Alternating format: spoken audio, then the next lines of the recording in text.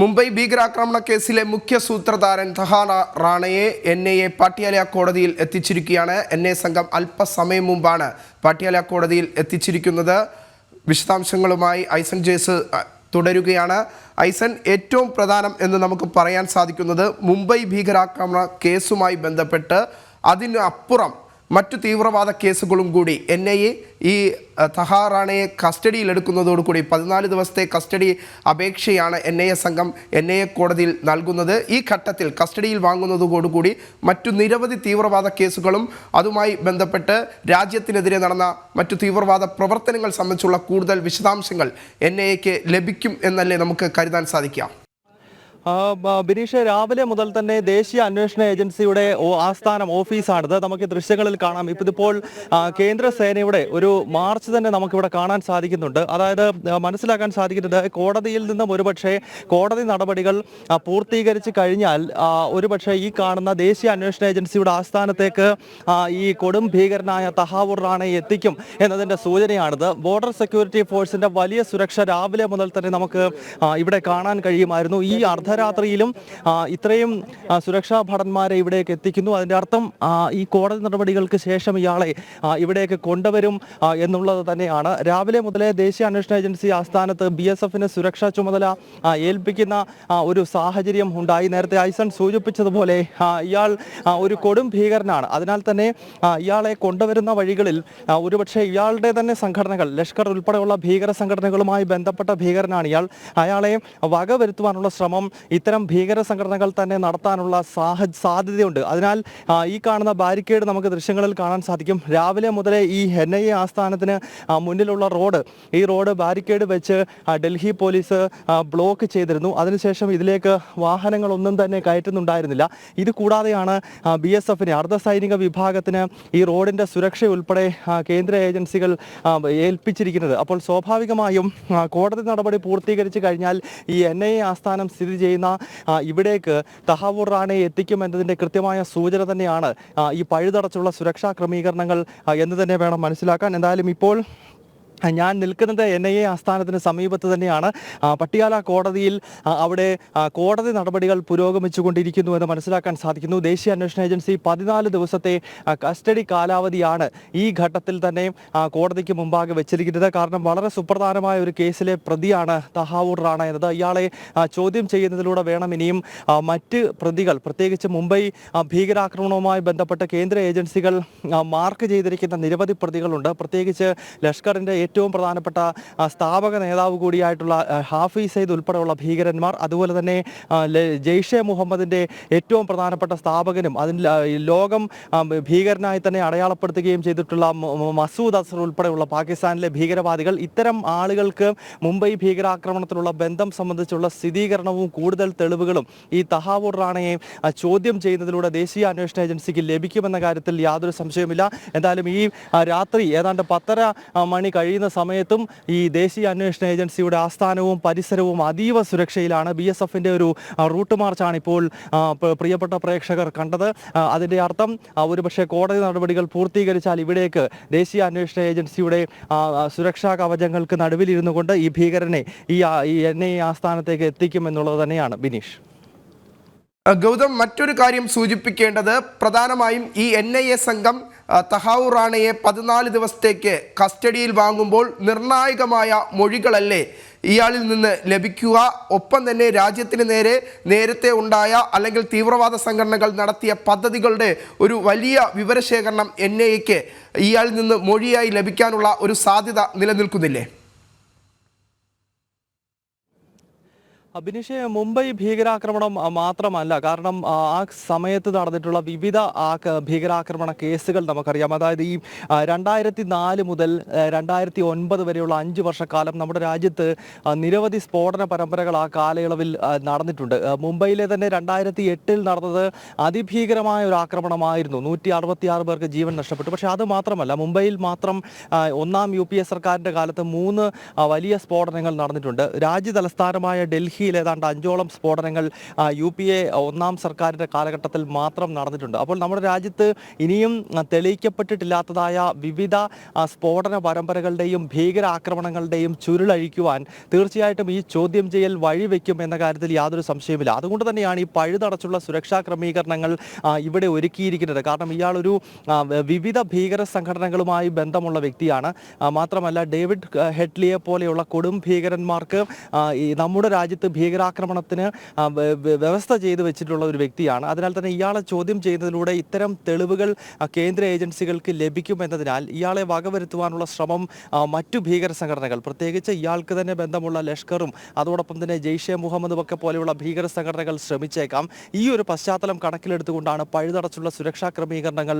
ഞാൻ നിൽക്കുന്ന NIA ആസ്ഥാനത്തിന് സമീപത്താണെങ്കിലും ശരി, ഇപ്പോൾ ഇയാളെ ഹാജരാക്കിയിട്ടുള്ള പട്ടിയാല കോടതി പരിസരമാണെങ്കിലും, അല്ലെങ്കിൽ പ്രത്യേക വ്യോമസേനയുടെ വിമാനം വന്നിറങ്ങിയ എയർബേസിലാണെങ്കിലും അവിടെയെല്ലാം ഇത്തരത്തിൽ പഴുതടച്ചുള്ള സുരക്ഷാ ക്രമീകരണങ്ങൾ ഒരുക്കിയിരിക്കുന്നതിൻ്റെ അടിസ്ഥാനം എന്ന് പറയുന്നത് തന്നെ നേരത്തെ സൂചിപ്പിച്ചതുപോലെ ഇയാളെ മറ്റു ഭീകര സംഘടനകൾ തന്നെ വകവരുത്താനുള്ള, കാരണം ഈ ചോദ്യം ചെയ്യലിന് ഇയാൾ എത്താതിരിക്കുവാനുള്ള ശ്രമങ്ങൾ നടത്തുകയോ അത് തടസ്സപ്പെടുത്തുവാനും ഒക്കെയുള്ള ശ്രമങ്ങൾ ഒരുപക്ഷെ നടത്താതിരിക്കുന്നതിന് വേണ്ടിയാണ് ഇത്തരം വലിയ സുരക്ഷാ ക്രമീകരണങ്ങൾ ഇവിടെ ഡൽഹിയിൽ ഇന്നിപ്പോൾ ഈ രാത്രിയിലും ഒരുക്കിയിരിക്കുന്നത്. ബിനീഷ്, കൂടുതൽ വിവരങ്ങളുമായി ഐസൻ ജോസ് ചേരുകയാണ്. ഐസൻ, നിലവിൽ അമേരിക്കയിൽ നിന്ന് തഹാറ റാണയെ ഇവിടേക്ക് എത്തിക്കുമ്പോൾ രാജ്യത്തിൻ്റെ അഭിമാന നിമിഷമാണ്, നമ്മുടെ ദേശീയ അന്വേഷണ ഏജൻസികളുടെ അഭിമാന നിമിഷമാണ്. ഒപ്പം തന്നെ രാജ്യത്തിൻ്റെ നയതന്ത്ര വിജയം കൂടിയാണ് നമുക്ക് വിലയിരുത്താൻ സാധിക്കുന്നത്.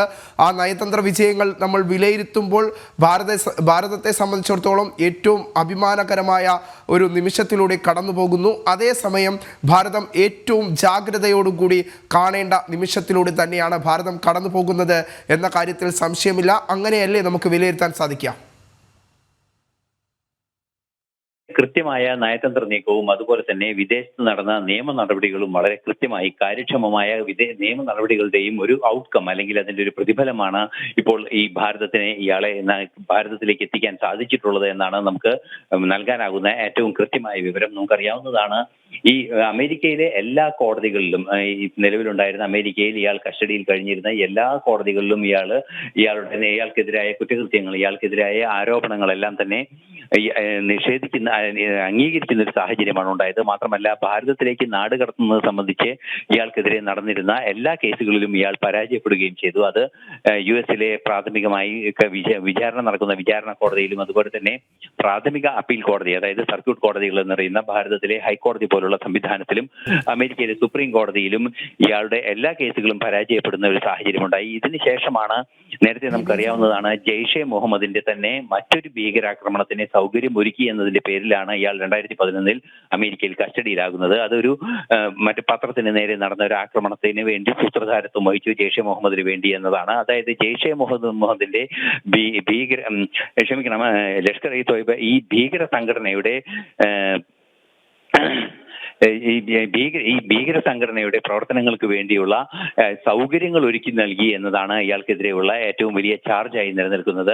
ആ സൗകര്യങ്ങൾ ഒരുക്കി നൽകി എന്ന ചാർജിന്റെ പേരിൽ തനിക്കെതിരെ ഒരു നടപടി എടുത്തതിന് ശേഷം വീണ്ടും നടപടി എടുക്കാൻ അനുവദിക്കുന്നത് ശരിയല്ല, തെറ്റാണ് എന്ന് പ്രഖ്യാപിച്ചുകൊണ്ട് ഒരു ഹർജി കൂടി നൽകുകയുണ്ടായി. സെറോഷിയറി, അതായത് ഒരു റിട്ട് പെറ്റീഷനാണ് സുപ്രീം കോടതിയിൽ അവസാനമായി നൽകിയത്. ഇന്നലെ തീർപ്പായ ഹർജിക്ക് മുന്നോടിയായി നൽകിയത് ഇത്തരത്തിലൊരു റിട്ട് പെറ്റീഷനാണ്. എന്നാൽ ആ റിട്ട് പെറ്റീഷനും തള്ളുകയായിരുന്നു. ഇരട്ട വിചാരണയുടെ വിഷയം ഇക്കാര്യത്തിൽ ഉദിക്കുന്നില്ല എന്ന് വളരെ കൃത്യമായി US സുപ്രീം കോടതി പറയുകയും ചെയ്തു. ഇത്തരത്തിൽ US സുപ്രീം കോടതി വളരെ കൃത്യമായ ഒരു നിലപാടെടുത്തതിന് ശേഷമാണ് കൃത്യമായ നടപടിക്രമങ്ങളുടെ ഭാഗമായി ഇയാളെ ഭാരതത്തിലേക്ക് കൊണ്ടുവരുന്നതിനുള്ള നീക്കങ്ങൾ നടത്തിയത്. അതിനിടെയാണ് വീണ്ടും ഒരു എമർജൻസി പെറ്റീഷൻ, ദയാഹർജി എന്നൊക്കെ പറയാവുന്ന രീതിയിലുള്ള, അല്ലെങ്കിൽ അത്തരത്തിലൊരു സ്വഭാവമുള്ള, തനിക്ക് നിയമപരമായ അവകാശമില്ലെങ്കിലും തനിക്ക് ചില റിലീഫുകൾ വേണം എന്നാവശ്യപ്പെട്ടുകൊണ്ടുള്ള ഒരു ഹർജി കൂടി നൽകുകയും ചെയ്തത്. അതും ഈ ഏപ്രിൽ 4 തള്ളുകയായിരുന്നു. ഏപ്രിൽ 4 ആ ഹർജി പരിഗണിച്ച് ഏപ്രിൽ 4 പരിഗണിച്ച ഹർജിയിലെ ആവശ്യം തള്ളുന്നതായി ഏപ്രിൽ 7 സുപ്രീം കോടതിയുടെ US സുപ്രീം കോടതിയുടെ റിലീസ് പുറത്തു വരികയും ചെയ്തു. ഇതിനെ തുടർന്നാണ് അടിയന്തരമായി ഭാരതത്തിലേക്ക് ഇയാളെ നാടുകടത്തുന്നതിനുള്ള നടപടികൾ ആരംഭിക്കുകയും ഇന്ന് നാടുകടത്തുകയും ഭാരതത്തിൽ എത്തിക്കുകയും ചെയ്തത്.